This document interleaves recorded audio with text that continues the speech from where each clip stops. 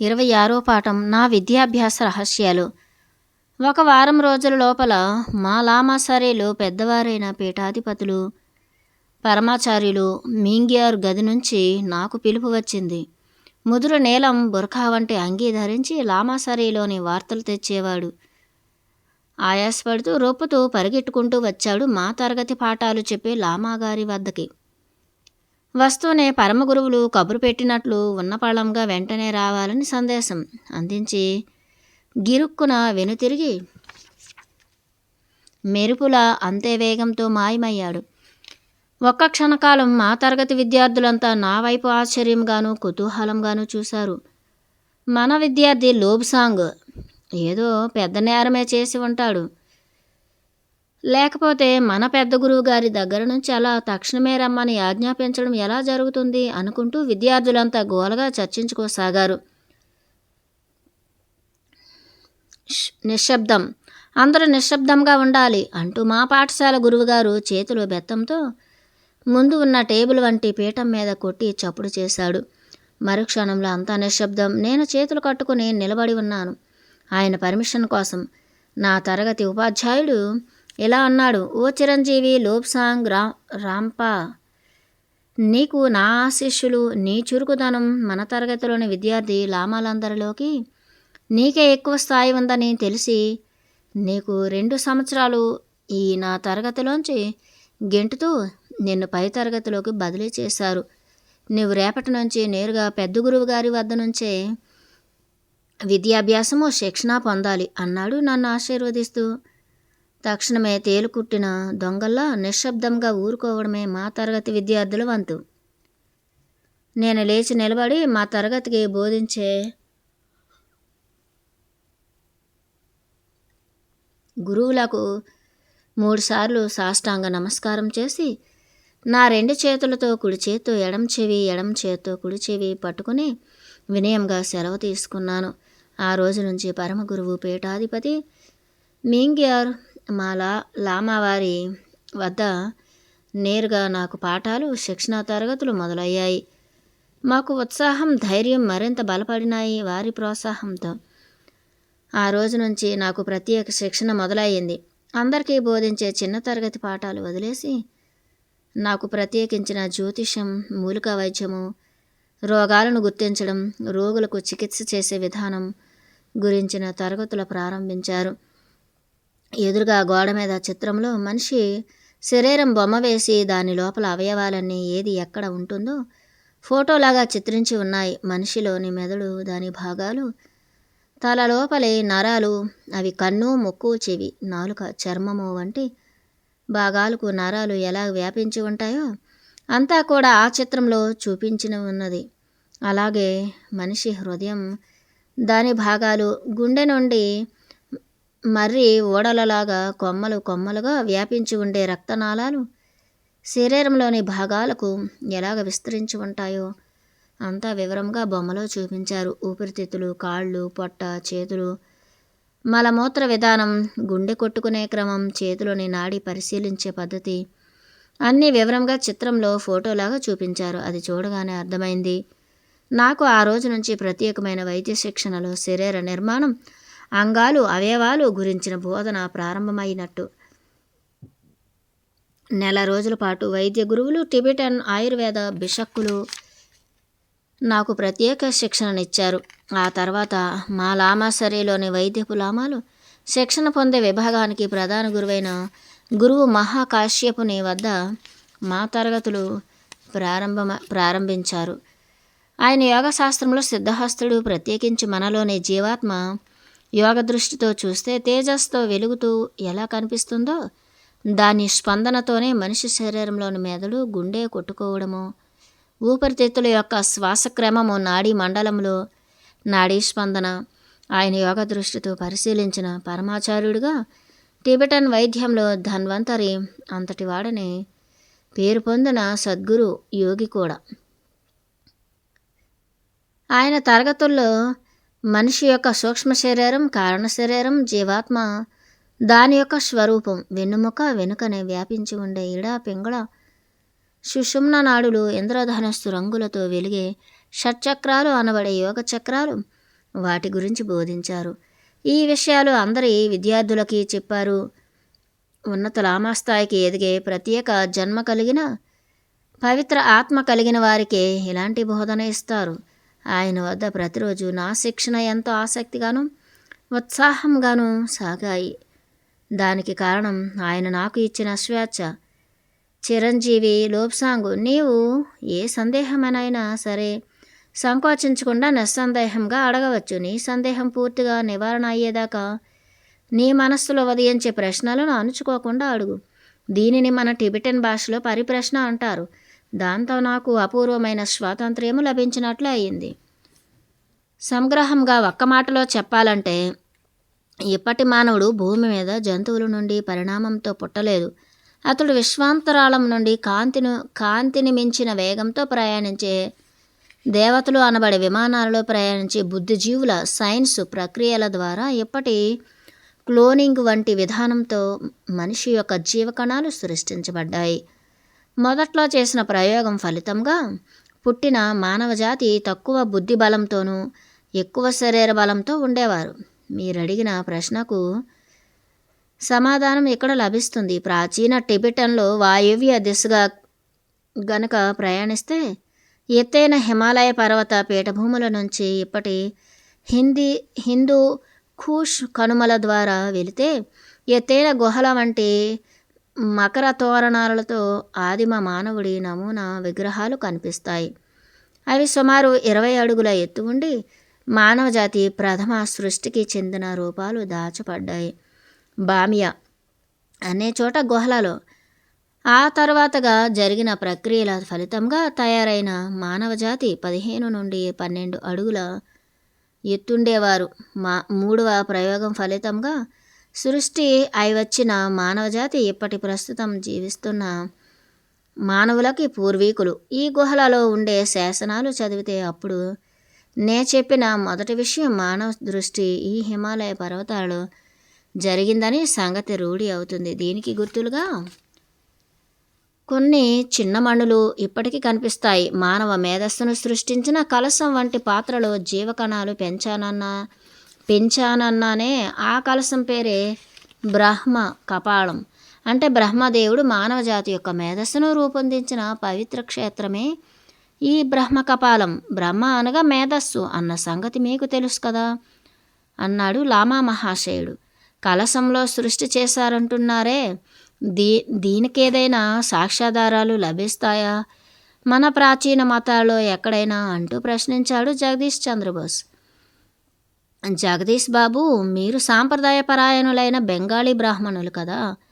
మీలో అనేక శుభకార్యాలు పురోహితులు పూజలు నిర్వహిస్తారు కదా, మీకు తెలిసే ఉంటుంది. అందులో మొదటిగా చేసే పనేంటి అన్నాడు లామా. కలశ పూజ అంటాం దీన్ని. అంటే గుండ్రని వెండి పాత్రను కానీ పంచలోహపు పాత్రను కానీ కలశంగా పెట్టి అందులో జలం నిండుగా పోసి ఆ కలశాన్ని పూజిస్తాం అన్నాడు. మీకు సంస్కృత మంత్రాలకు అర్థం తెలుసు కదా. ఆ కలశ పూజలో కలశాన్ని ఏమని పూజిస్తారు? సృష్టికి సంక్షేప రూపమైన కుంభాకార రూపంలోని కలశం అని కదూ. అవును, ఈ విశ్వమే ఒక కలశాకారంగా సృష్టి జరిగిందని.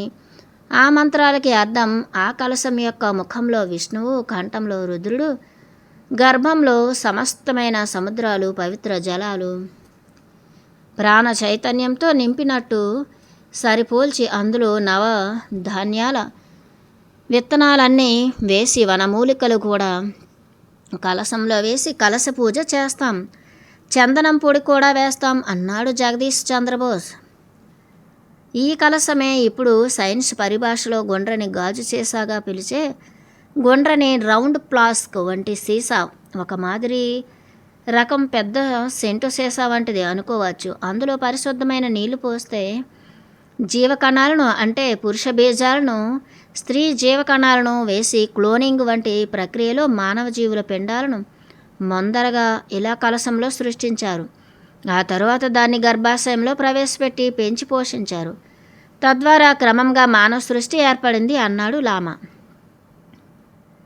మరి వివాహ వ్యవస్థ ఎప్పుడు ఏర్పడింది? తెలివిగా ప్రశ్నించానని కాస్త గర్వంగా అడిగాడు నోట్ మిచ్ రాయబారి. అప్పుడు వివాహంతో పనేమిటి? తిరిగి ఎదురు ప్రశ్న వేశాడు లామా. నోరు తెరిచి ఆశ్చర్యంతో కళ్ళార్పకుండా చూడటం మా వంతయింది. మరి వివాహం లేకుండా ఎలాగా? అందరం ప్రశ్నించాం. ఆగండి. అప్పటి ప్రథమ మానవజాతికి స్త్రీ పురుష భేదం లేదు. అంటే ఒకే శరీరంతో స్త్రీ యొక్క అవయవాలు పురుషావయవాలు కలిసి ఉండేవి. దానికి రుజువేమిటి? మీ హిందువుల దేవాలయాల్లోకి వెళ్ళి చూడండి. శివాలయంలో ఏమి కనిపిస్తుంది? శివలింగం పానవట్టం. అంటే అర్థం స్త్రీ పురుష భేదం కలిసి ఒకే శరీరంతో ఏర్పడిన జీవరాశి అని కదా. అదేలా అనుకుంటాం? శివలింగం రాతితో చేసిన మత చిహ్నం కావచ్చు అన్నాడు. పోనీ అలా అనుకున్నా మీ శివుడు అర్ధనారీశ్వరుడు కదా. సగభాగం పార్వతిగా మిగిలిన భాగం శివుడిగా. అంటే సైన్స్ పరిభాషలో అర్థం ఏమిటి? మీరు జీవశాస్త్ర పండితులు కదా, మీరు చెప్పండి జగదీష్ చంద్రబోస్. ఇప్పటికీ వృక్షశాస్త్రంలో పురుషావయవాలు గర్భాశయం ఏర్పడి ఉండలేదా? అంతేకాక వానపాములు ఇంకా ప్రాథమిక ప్రాణికోటిలో జీవరాశి అంతా స్త్రీ పురుష భేదాలు కలిగిన శరీరాలతోనే కదా సృష్టించబడింది. ఇది మీ జంతు శాస్త్రజ్ఞులకే తెలుసు. అదే మానవజాతికి కూడా ప్రారంభంలో ఏర్పడి ఉండేది. ఇదే కథల రూపంలో పురాణాలలో ముందుగా శివపార్వతులు కలిసి అర్ధనారీశ్వరుడుగా, ఆ తర్వాత దక్షయజ్ఞం మన్మధుని భస్మం, ఆ తర్వాత శివుడు రుద్రుడిగా, పార్వతి ఉమాదేవిగా, స్త్రీ పురుషులుగా విడిగా జన్మించడం జరగలేదా? ఇదంతా సైన్స్ సత్యాలను కథల రూపంలో అందించిన నీతి కథలని మీకు తెలియదా అన్నాడు లామా. మిగతా సైంటిస్టులందరం విస్తుపోవడం మా వంతయింది. కేవలం మత ఛాందస్సులైన పురోహితులైన లామా అనుకున్న బౌద్ధ గురువుకున్న విజ్ఞానాన్ని చూసి ఆశ్చర్యపోవలసి వచ్చింది. ఆ విధంగా మానవజాతి మొదటి దశలో స్త్రీ పురుష లింగభేదం ఏర్పడకుండా జరిగింది. అందుచేత వివాహ వ్యవస్థ ప్రసక్తే లేదు. ఆ తర్వాత యుగంలో స్త్రీ పురుషుల శరీరాలు వేరై సృష్టి మొదలైంది. ఇదే మన్మధుడి బాణంతో శివపార్వతుల కళ్యాణం గాథలోని అర్థం. సరే, ఈ విషయాన్ని ఇంతటితో వదిలేద్దాం. మీరు అడిగిన అసలు ప్రశ్నకి వద్దాం. ఈ హిమాలయాల్లో వింతలు విశేషాల గురించి అడిగారు. ఇక్కడ జీవించే శిలలు ఉంటాయి, సాలగ్రామాలు అంటారు. అంతేనా? స్ఫటికములు గూర్చి, స్ఫటిక లింగాలు గూర్చి వినలేదా? విన్నాం, చూసాం కూడా. మహారాష్ట్రలోని దత్తపీఠాలలో ఒకచోట అడుగున్నారా ఎత్తుగల స్ఫటికంతో సహజంగా తయారైన శివలింగం ఉన్నది. అలాగే కాశీలోనూ మరెక్కడో స్ఫటికంలో చెక్కిన శ్రీచక్రం అనబడే స్త్రీ యంత్రం ఉన్నదట అన్నాడు. అది ఎక్కడెక్కడ ఉన్నదో మీకు తెలియదా అన్నాడు. అందరం భయంగా అపరాధ పరిశోధకుడు షెర్లాక్ వంక చూశాం. దీనితో సాహసయాత్ర గుట్టు బయటపడుతుందేమోనన్న భయంతో లామా మహాశయుడు పెద్దగా నవ్వాడు. మా కంగారు గుర్తించినట్టు వెతకబోయే రహస్యాలు ముందుగానే అడగడం దేనికి? చూడడమే మేలు కదా. ఆనాటి చర్చను అకస్మాత్తుగా ముగిస్తూ తాను కూర్చున్న సోఫాలోంచి లేచాడు. ఆయనతోటి అందరం లేవక తప్పలేదు. ఆనాటి చర్చ అంతటితో ముగిసింది. 3వ కన్ను 27వ పాఠం. 3వ కన్ను తెరిపించడం. గురుదేవా, మీరు మీ యొక్క బాల్యంలో జరిగిన కాలజ్ఞానం గురించి చెబుతూ నీకు 3వ కన్ను తెరిపించాలి అన్నారే, అదేమిటి? 3వ కన్ను అంటే జ్ఞాననేత్రమని సామాన్యులు లోకభాషలో మామూలుగా అనుకుంటారు. కానీ మీరు చెప్పిన దాంట్లో 3వ కన్ను తెరిపించడం అంటున్నారు. మనిషికి ఉండేవి 2 కన్నులు కదా. ఇవి మొట్టమొదటిగా జన్మించగానే మనిషి కన్నులు తెరిచే ఈ ప్రపంచాన్ని చూస్తాడు కదా. ఇకపోతే ఇంకా ఈ 3వ కన్ను ఎక్కడ? దానిని తెరిపించడం అంటే ఎలాంటిది? దయచేసి నా అజ్ఞానాన్ని క్షమించి నాకు తెలిసేలా వివరించండి. ఈ 3వ కన్ను భవిష్యత్తులో జరగబోయే కాలం గురించి సంబంధించిందా, లేక గడిచిపోయిన సంగతులను కూడా ఈ 3వ నేత్రంతోనే దర్శించవచ్చా? అసలు ఈ 3వ నేత్రం ఎక్కడ ఉంటుంది? దానిని తెరిపించడం అన్నారే, అదేలాగా సంభవం అంటూ లామాసరీలో విద్యార్థిగా ఉన్న రోజుల్లో మా గురుదేవులను నేను ఆసక్తితో అడిగిన ప్రశ్నలివి. సరిగ్గా అవే ప్రశ్నలు నువ్వు మళ్ళీ ఇక్కడ అడుగుతున్నావు. చెబుతాను విను. పూర్వకాలంలో అంటే మానవుడు సృష్టించబడిన ఆది కాలంలో మనుషులకు ఎన్నో విశేషమైన ఆధ్యాత్మిక శక్తులుండేవి. కంటికి కనిపించనివి అనేకం చూడగలిగేవారు. ఉదాహరణకు ఒక ఋషి ఆశ్రమంలో లేనప్పుడు ఎవరైనా కొత్తవారు వచ్చి రహస్యంగా అక్కడి పిల్లవాళ్ళను కానీ మరేదైనా విలువైన వస్తువులను కానీ ఎత్తుకుపోతే వారు తిరిగి రాగానే అది కనిపించక ఎవరినైనా అడుగుటానికి వేరే వారు లేక కళ్ళు మూసుకొని ఒక నిమిషం ధ్యానించేవారు, ఏమైందా అనుకుంటూ. అలా ఆ ప్రశ్నతో తమ మనస్సును వెనక్కి పంపించి చూస్తే అప్పుడు జరిగిన దృశ్యాలన్నీ తెర మీద సినిమాలోలాగా స్పష్టంగా కనిపించేవి వారికి. దానినే దివ్య దృష్టి అని పిలిచేవారు. ఇవన్నీ మీకందరికీ కూడా తెలుసు. పురాణాలలో, రామాయణ, భారతాల్లో ఇలాంటి అదృశ్య శక్తులు, దివ్య దృష్టి గురించిన ఉదాహరణలు ఎన్నో కనిపిస్తాయి. ఇది నిదర్శనం. ఆది కాలంలో మానవ జాతికి మామూలు కళ్ళతో చూడలేని వాటిని చూసేందుకు ఒక అతీంద్రియ శక్తితో పనిచేసే చూపు ఉండేదని తెలియజేయడానికి ఇప్పుడిప్పుడే సైన్స్తో వైద్య శాస్త్రంలోని రోగుల శరీరాలు ఫోటో తీసి శరీరం లోపల ఏమున్నదో అంతా ఆ ఫోటోలో పడేలా చేయగలుగుతున్నారు. దేనివల్ల? కంటికి కనిపించిన కాంతి కిరణాల వల్ల. ఆ కంటికి కనిపించిన కాంతి ఉన్నట్లే ఈ కన్నులు చూడలేని కాంతిని చూడగలిగే మూడో కన్ను కూడా ఒకటి ఉండటంలో అసహజం ఏమున్నది? జంతువులో తరచూ ఇలాంటి శక్తి కనిపిస్తుంది. పులి తన పిల్లలు కనిపించకపోతే వెతుక్కుని మనస్సుతో తన బిడ్డను ఎత్తుకొని పోయిన వారిని పసిగట్టి వెంటాడి చంపుతుంది. అలానే ఆది కాలంలో మానవుడికి ఈ కంటికి కనిపించిన అనేక విషయాలు, సంగతులు, కాలాన్ని చూడగలిగే దృష్టి, దాన్ని ఉపయోగించే కన్ను వంటి ఇంద్రియము ఉండేవి. క్రమేణా మానవ జాతి తన పవిత్రతను కోల్పోయి అనేక తప్పులు, పాపాలు చేసి తన స్వార్థం ఫలితంగా దేవుడిచ్చిన ఎన్నో శక్తులను పోగొట్టుకుంది. అలాంటిదే ఈ మూడవ కన్ను. ఈ మూడవ కన్నుతో చూసే విశేషమైన దృష్టి పేరే దివ్య దృష్టి. ప్రాచీన పురాణాల్లో, భారతం, భాగవతం వంటి పురాతన గ్రంథాలలో మనుషులకు, జంతువులకు ఇటువంటి దివ్య దృష్టి ఉండేదని ఇప్పటికీ కనిపిస్తుంది. కానీ క్రమేపీ ఈ చూపు పైన పొర కప్పేసినట్టు కప్పబడిపోయింది.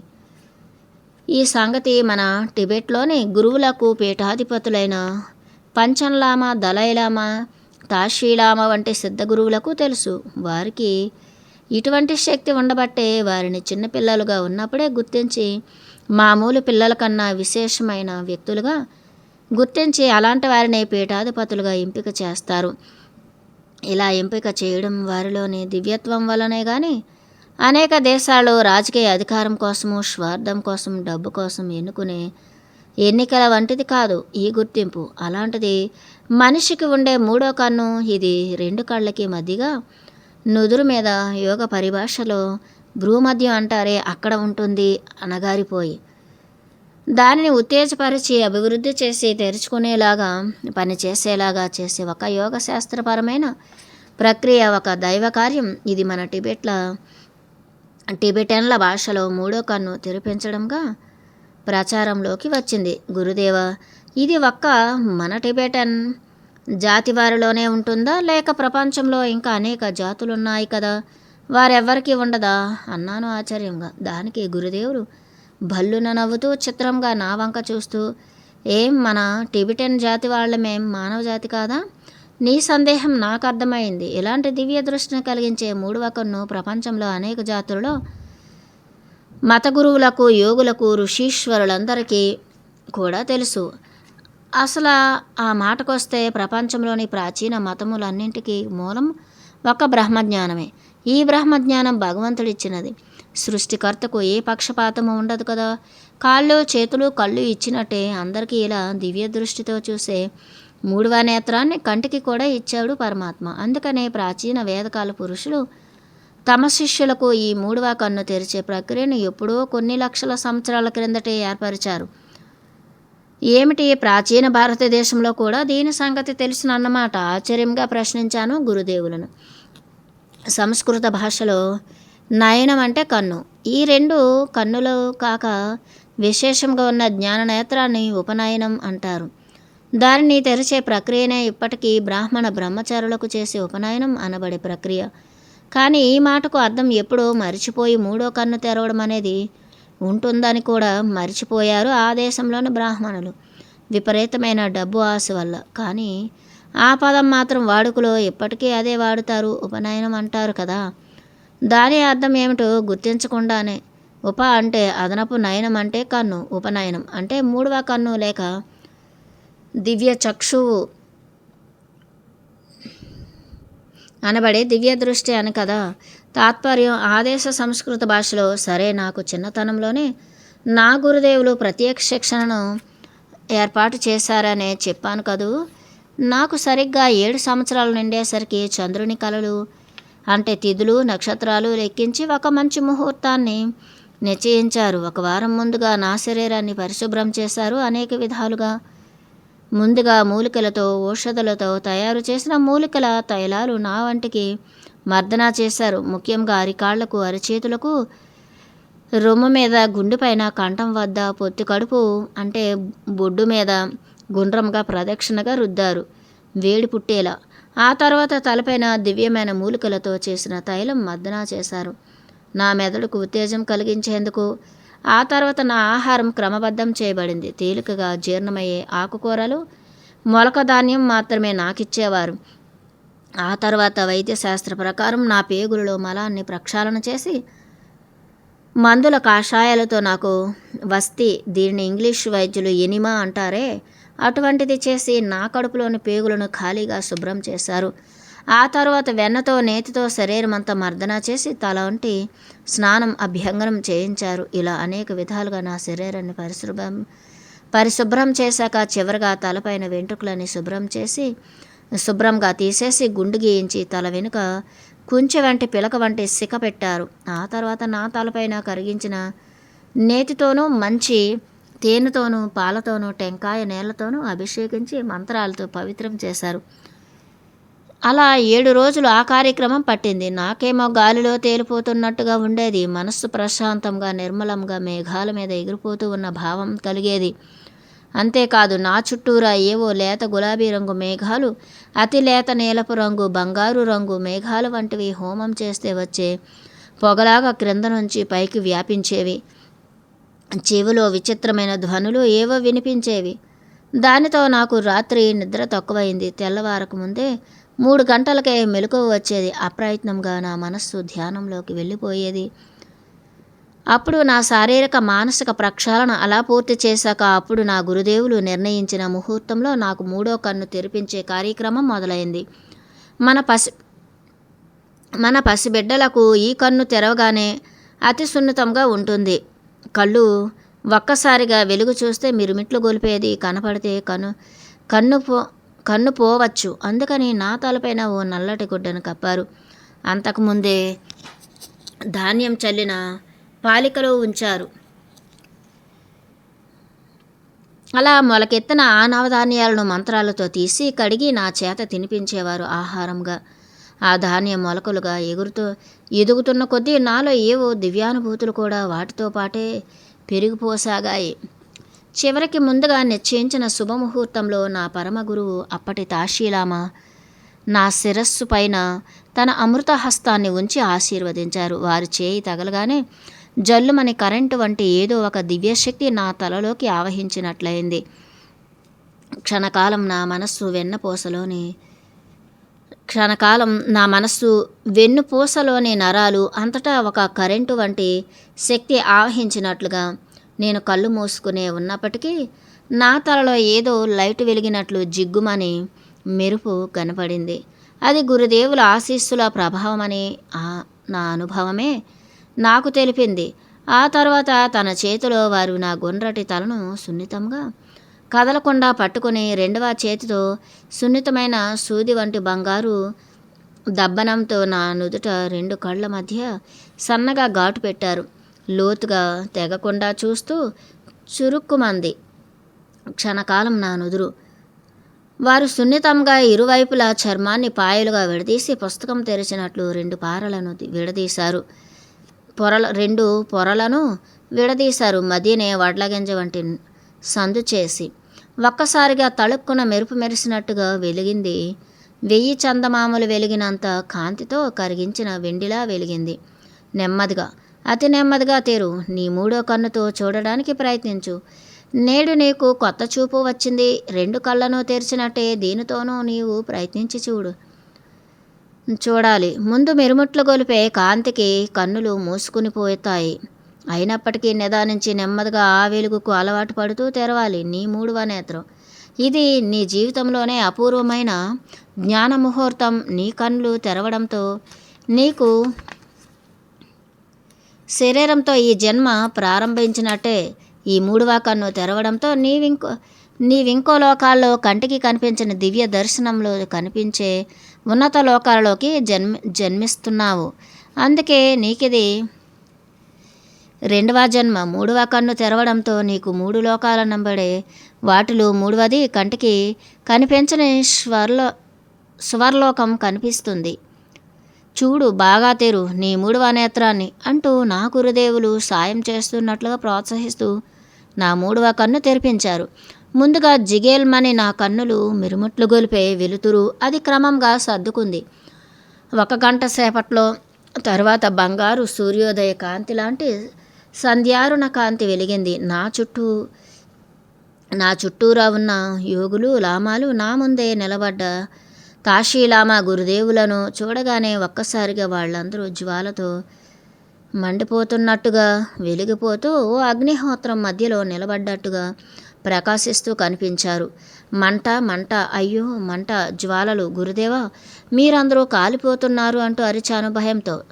సమాధానంగా బల్లున నవ్వారు కాశీలామా గురుదేవులు. మంచిది, నీకు 3వ నేత్రం తెరుచుకుంది. నీకిప్పుడు కనిపించేది మామూలు వెలుతురు కాదు, ఆత్మల చుట్టూ వెలుగుతుందే ఆ తేజస్సు. దానివల్ల నీవు భవిష్యత్తులో ఎవరి వంక చూసినా నీ 3వ కంటికి వారి సూక్ష్మ శరీరం కనిపిస్తుంది. అంతేకాదు వారి ఆత్మల చుట్టూ వెలిగే తేజస్సు కూడా నీకు సూర్యుని వెలుగులా కనిపిస్తుంది, అంటే ఆరా. ఆ తేజస్సు రంగులు రకరకాలుగా మనుష్యుల వ్యక్తిత్వాన్ని బట్టి వేరు రంగులలో ప్రకాశిస్తూ కనిపిస్తుంది. అది కొందరి చుట్టూ గులాబీ రంగులోను, మరికొందరి చుట్టూ ఆకుపచ్చగా వెలుగుతూ కనిపిస్తే ఇంకొందరి చుట్టూరా లేత నీలం కాంతి వెలుగుతుంది. విద్యుత్తు వంటి మిరుమిట్లు గొలిపే తెలుపు లేదా కరిగించి పోతపోసిన బంగారు వంటి సూర్యోదయ కాంతితో వెలిగే తేజస్సు ఇది ఎదుటి వారిలో పవిత్రత తేజస్సు ఉంటే కనిపిస్తుంది. క్రమంగా నీవే తెలుసుకోగలుగుతావు నీ 3వ కంటితో కనిపించే దివ్య తేజస్సు యొక్క రంగులను బట్టి. ఇది తెల్లగా ముత్యము వలె తళుక్కున వెలిగే చంద్రవర్ణం, ఎర్రని పగడం వంటి సూర్యకాంతి,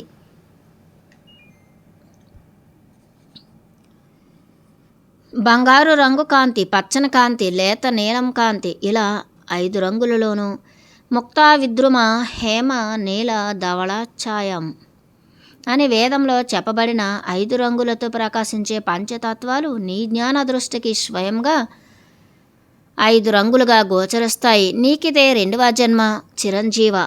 ఇవే నీకు నా ఆశీస్సులు అంటూ గురుదేవులు దీవించి నా జ్ఞాన నేత్రాన్ని రక్షించుకునే మంత్రాలు, బీజాక్షరాలు అన్నీ ఉపదేశించి నా తలపైన ఆ మంత్రాలను ఆవాహన చేశారు రక్షగా. ఆనాటి నుంచి నా గురుదేవులే నా తండ్రి, నిజమైన తండ్రి. ఎందుకంటే నా తల్లిదండ్రులు కేవలం నా శరీరానికి మాత్రమే జన్మనిచ్చారు, కానీ నా గురుదేవులు నా ఆత్మకే జన్మనిచ్చారు.